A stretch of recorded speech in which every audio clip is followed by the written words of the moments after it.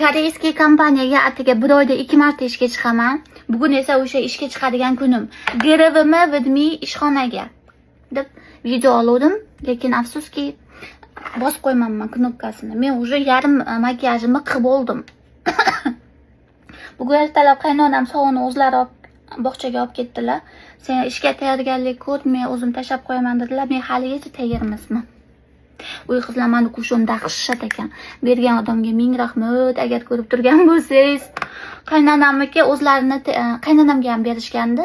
Qaynonamning tanasiga mos tushmadi rangi. Bu oppoqroq ekanda, o'shancha. O'shancha ikkalasini ham ishlatadigan bo'ldim. Vajat! Wow, zo'r ekan.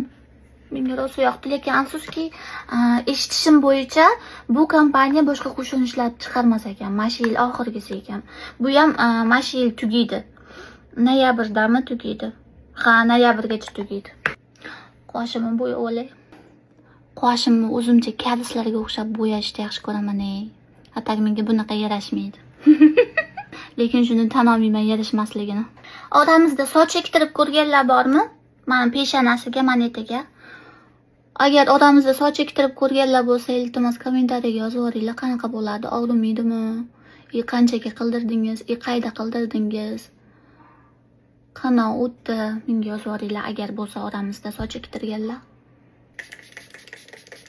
O'yga bergan idishni esdan chiqarib yubormaymiz. Avtoritet. Uy, kofeni qaranglar.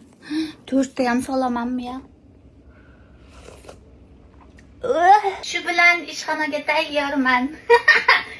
Mana bilan qilib ishga ketdik. Kofem qolib ketyapti. Mayli, bye bye.